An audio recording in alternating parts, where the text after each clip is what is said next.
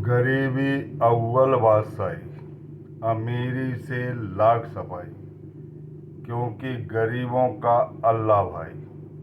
यह कहावत चरितार्थ होती है उन पर जो भगवान पर पूर्ण विश्वास रखते हैं। एक महत्वपूर्ण कथा, एक महत्वपूर्ण संस्मरण। सन 1990 की बात है। मेरी बहन हार्ट पेशेंट थी। बचपन से बाई बर्थ उसके हृदय में छेद था।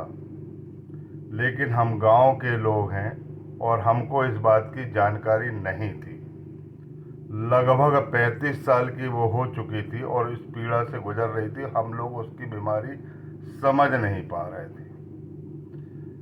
जिस स्थान पर मैं कार्यरत था, नौकरी कर रहा था, उस नगर का नाम है दमुआ।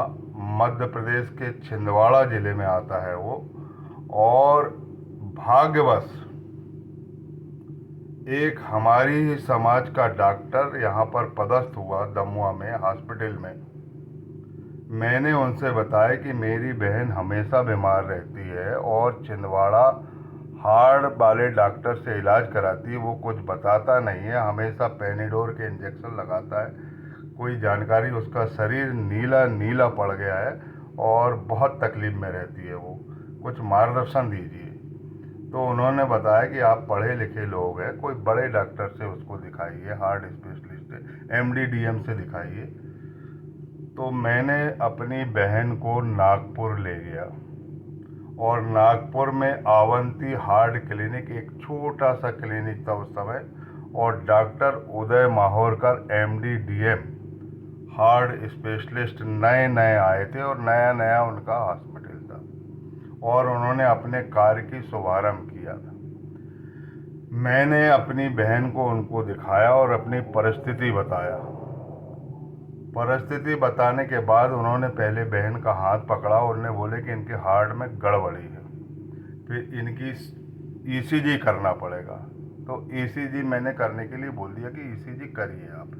ECG के भी बाद पता लगा कि और गड़बड़ी है इसमें, कोई बड़ा इकोकार्डियोग्राफी करना पड़ेगा, कलर डापोलर इको करना पड़ेगा। आप अगर कहें तो हम ये कर देते हैं। मैंने बोल दिया कि आप कर दीजिए। उन्होंने कलर डापोलर इको किया और मुझको चैम्बर में बुलाया। देखिए, ये हार्ट है, ये ऊपरी भाग चौड़ा होता है जिसको आरिकल बोलते हैं, निचला भाग सकरा होता है उसको वेंट्रिकल बोलते हैं, और दोनों एक एक सेप्टम द्वारा बटे हुए रहते हैं। माने आरिकल के भी दो भाग होते हैं और वेंट्रिकल के भी दो भाग होते हैं। एक तरफ इम्प्योर ब्लड रहता है, एक तरफ प्योर ब्लड रहता है, और वेंट्रिकल में छेद है। देखो, प्योर इम्प्योर ब्लड मिल रहा है यहाँ पर। इस कारण इनको परेशानी हो रही है और इनकी सर्जरी कराना बहुत ज़रूरी है। तो मैंने उनसे बोला कि साहब, सर्जरी में हमको कितना पैसा लग जाएगा? तो बोले यहाँ अगर खर्च करोगे तो 1-1.5 लाख रुपए करीब लगेगा तुमको। तो मैंने बोला कि हमारी तो इतनी परिस्थिति नहीं है, हम आपसे इलाज कराने आए हैं, ये भी चंदा करके आए हैं, पैसा लेके, लोगों से सहायता लेके आए हैं। अपने भाइयों ने, सब लोगों ने इकट्ठा पैसा करके आपसे वो कराया। ऐसा कुछ मार्गदर्शन दीजिए जहां हमारा कम से कम पैसा लगे और हम व्यवस्था कर लें। तो उन्होंने बताया कि मैं बम्बई KM हॉस्पिटल में डॉक्टर था, वहाँ पर मैं कार्डियोलॉजिस्ट था, और मेरे एक मित्र हैं हेमंत शर्मा करके, वो भी MD DM कार्डियोलॉजिस्ट हैं। उनको मैं पत्र लिखे देता हूँ, वहाँ तुम्हारा कम से कम राशि में काम हो जाएगा। मैंने अपने बड़े भाई से बोला, उनने 3,000 रुपये दिया। मैंने मंझले भाई से बोला, उनने 2,000 रुपये दिया, और मैंने खुद ने 2,000 रुपये किया। इस प्रकार 7,000 हो गए। और मेरी माता राम ने यहाँ से वहाँ से और जोड़ा हुआ पैसा 5,000 रुपये एकत्रित किया। इस प्रकार 12,000 रुपये लेके हम चले और भगवान भरोसे चले। हमने जनरल की टिकट कटाई और मुंबई की ओर हम बढ़ गए। और हमारे साथ जो सामग्री थी वो हमारी एक गोदड़ी थी, चादर था, सतरंजी थी, लालटेन थी और कुछ अन्य सामग्री थी। इन सब सामग्री को लेके हम चले। हमने नागपुर भी पहली बार देखा था, इसके बाद अब बम्बई जा रहे हैं। बम्बई चले गए, बम्बई में उतर भी गए। उतरने के बाद हम ऑटो रिक्शा देख रहे थे, क्योंकि हम लोगों ने ऑटो से ज़्यादा कोई चीज़ देखी नहीं। वहाँ ऑटो हमको नहीं मिली, काली पीली टैक्सी चलती है। उस टैक्सी को मैंने हाथ दिया, उनने रोका और हमने कहा भाई KEM हॉस्पिटल हमको ले चलो जो परेल में है। तो उन्होंने हमको KEM हॉस्पिटल में ले जाके छोड़ दिया और छोड़ने के बाद हमने सामान रखा और सामान रखने के बाद वो चिट्ठी लेकर डॉक्टर हेमंत शर्मा के पास हम पहुंच गए। हेमंत शर्मा ने बताया कि यहाँ पर 8 महीने बुक है ऑपरेशन के, आप 8 महीने बाद आइए, मैं दवाइयाँ लिख देता हूँ। मैंने डॉक्टर से बोला कि हमारी परिस्थिति माहौरकर साहब अच्छे से जानते हैं, नागपुर वाले, और हम बड़ी मुश्किल से आए, अब दोबारा नहीं आएंगे, इलाज नहीं करा पाएंगे, हम कुछ नहीं कर सकते। डॉक्टर साहब ने बोले अगर आपको कोई समस्या है, कोई गंभीर समस्या है, तो यहाँ पर जो डीन है उससे मिल लीजिए आप। तो मैं डीन के पास गया, एक आवेदन लिख के बड़ा विनम्रता पूर्वक इमोशनल पत्र लिखा मैंने, इमोशनल पत्र लेके उनके पास पहुंचा और बताया कि ऐसी ऐसी परिस्थिति है और हमको कोई जानकारी नहीं थी। हमारी बहन 35 साल की हो गई जिसके हार्ट में छेद है, ईश्वर की कृपा से वो अभी तक जिंदा है, नहीं तो नहीं रहती, और हम आपके पास आए हैं और अगर ये यहाँ से वापस जाएगी तो हम दोबारा इलाज नहीं करवा पाएंगे और इसकी जान जा सकती है, मैडम बचा लीजिए आप। तो मैडम ने हमारे उस आवेदन पर इमरजेंसी केस लिखी, फॉर इमीडिएटली ऑपरेशन लिखी और तत्काल एडमिशन के लिए इंग्लिश में कुछ लिखी। तो मेरी प्रसन्नता का पारावार नहीं रहा। मैंने अपनी सिस्टर से बोल दिया था कि जब शिरडी में मनमाड़ पहुंचोगे और मनमाड़ के आगे कोपरगांव पहुंचोगे तो बाबा से बोल देना कि मेरा इलाज करने के लिए मेरे साथ चलो। उसने बोली थी, इस प्रार्थना को करी थी, इसीलिए हमारे सारे काम आसानी से होते जा रहे हैं। अब वो पत्र लेकर मैं डॉक्टर हेमंत शर्मा के पास जाता हूँ तो वो बड़ा आश्चर्यचकित होते हैं कि ये ऐसा कैसे लिख दी, आज तक किसी नेता की यहाँ नेतागिरी नहीं चली, आपका पत्र। मैंने बोला कि हमने अपनी परिस्थिति बताया, अपना दुखड़ा बताया, अपनी बहुत सारी स्थितियाँ बताया कि इनका इलाज नहीं हो पाएगा अगर हम वापस चले जाएंगे और 8 महीने के बाद हम वापस नहीं आएंगे। तो उन्होंने ये पत्र आपको लिख दिया है। तो उन्होंने बोला कि हम एडमिशन तो ले लेते हैं लेकिन आपको 50,000 रुपये और 4 बाटल खून बैंक में जमा करना पड़ेगा। तो मैंने भगवान के भरोसे ब्लड बैंक तक गया और मेरी माताराम को भी ले गया जो 60 वर्षीय थी। मैंने कहा मेरी माताराम से आप 2 बाटल खून निकाल लीजिए और मेरे शरीर से 2 बाटल खून निकाल लीजिए। तो बोले हम 2 बाटल नहीं निकाल सकते, एक ही बाटल निकालेंगे और इस माताराम का खून नहीं निकालेंगे, इससे ब्लड नहीं लेंगे, ये ब्लड देने लायक नहीं है। उसी समय मेरी पीठ पर एक आदमी हाथ रखता है जो मेरे गांव का निकलता है, उसका नाम है नाजिम। मैंने कहा भाई मैं तो, मेरे आश्चर्य का कोई ठिकाना नहीं, यहाँ कोई नहीं है मेरा, तुम कैसे मिल गए? तो फिर मैंने उनकी परिस्थिति बताया कि यहाँ पर मेरे को 4 बाटल खून लग रहा है और केवल मैं एक ही बाटल दे पा रहा हूँ। तो उनने बोले कि मेरी पत्नी है जिसने मेरी बेटी के लिए ब्लड नहीं दी है, हम लोगों ने ब्लड की व्यवस्था कर लिए थे, वो मेरी पत्नी देने को तैयार है। तो उनकी पत्नी ने एक बाटल ब्लड दी, मैंने 1 बाटल ब्लड दिया, 2 यूनिट जो है, 2 बाटल जो है वो ब्लड बैंक ने डोनेट किया। इस प्रकार 4 बाटल हमारे बैंक में जमा हो गया। अब रही बात 50,000 रुपये की, हमारे पास कुल 12,000 रुपये, उसमें से भी हमारे 1-1.5 रुपये जाने में खर्च हो गए। अब क्या करें क्या नहीं करें, मैं बहुत चिंतित था। मैं साईं का भजन, साईं का नाम जाप कर रहा था हृदय में। मैंने एक जगह देखा कि वहाँ लिखा था सोशल वर्क। अंदर जाके पूछता हूँ कि भैया आपके यहाँ ये सोशल वर्क क्यों लिखा है?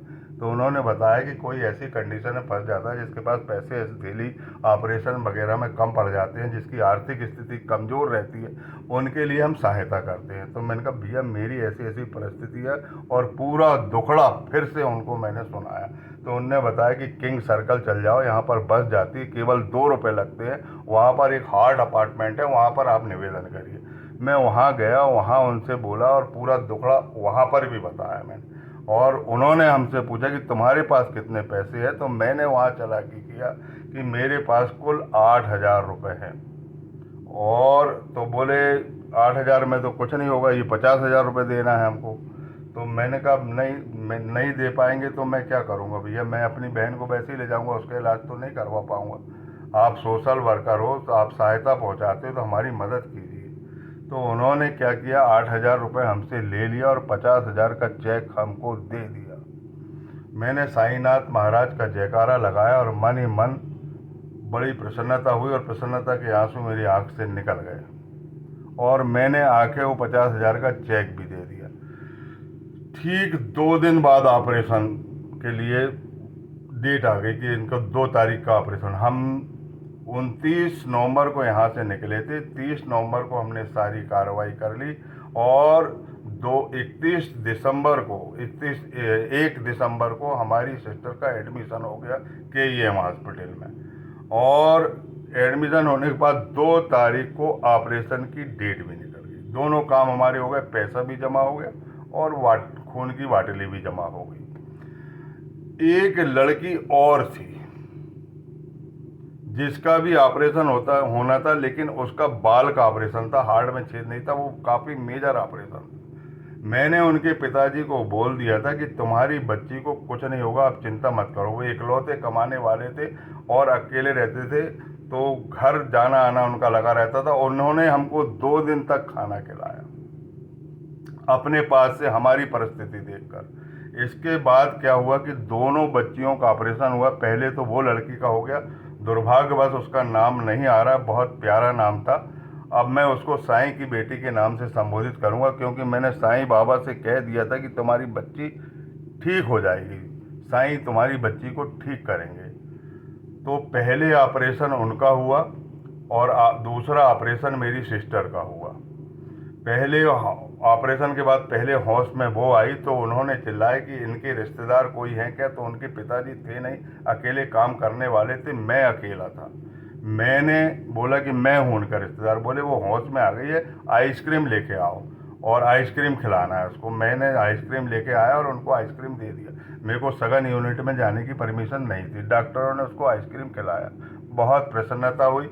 उसके पिताजी वहाँ नहीं थे। इसके बाद मेरी बहन को होश में आया तो फिर बोले कि आइसक्रीम लेके आओ, उसको भी डॉक्टर ने आइसक्रीम खिलाया और वो भी होश में आ गई। जब होश में वो आ गई तो मैं उससे पूछता हूँ कि कैसे ऑपरेशन में क्या महसूस किया तुमने। तो मेरी बहन बोलती है कि मेरे सपने में साईं बाबा आए थे जब मेरा ऑपरेशन हो रहा है। हे मेरी प्रिय बच्ची, तुम चिंता मत करो, तुम्हारा ऑपरेशन मैं स्वयं कर रहा हूँ। ऐसा साक्षात्कार उसको हुआ ऑपरेशन के दौरान। बोलिए सच्चिदानंद सदगुरु साईनाथ महाराज की जय।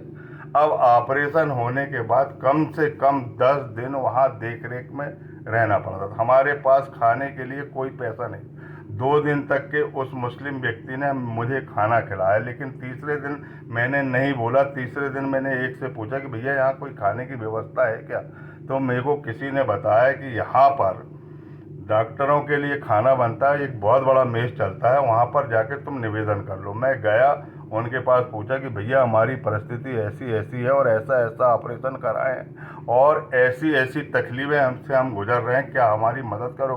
उनने बोला कि बेटा तुम एक काम करो, एक टिफ़िन खरीद लो और एक टिफ़िन ले आना, मैं सुबह भर के दे दूँगा। तो मैं रोज़ सुबह और शाम टिफ़िन लेके जाता था। वो खाना इतना भर देता था कि मैं और मेरी माताराम खा लेते थे और खाना बच जाता था तो दूसरे को दे देते थे। बोलिए सच्चिदानंद सदगुरु साईनाथ महाराज की जय। इस तरह 9 दिन 10 दिन तक के हमारी सिस्टर का वहाँ इलाज हुआ और इलाज होने के बाद जब वो पूर्ण स्वस्थ हो गई तो हमने उनसे बोले कि अब छुट्टी कर दीजिए। छुट्टी कर देने के बाद उन्होंने एक चिट्ठी लिखी कि इनको रिजर्वेशन की पात्रता मिलेगी। हॉस्पिटल ने लिख दिया कि मेजर ऑपरेशन है और इसको 2nd क्लास में रिजर्वेशन की पात्रता है।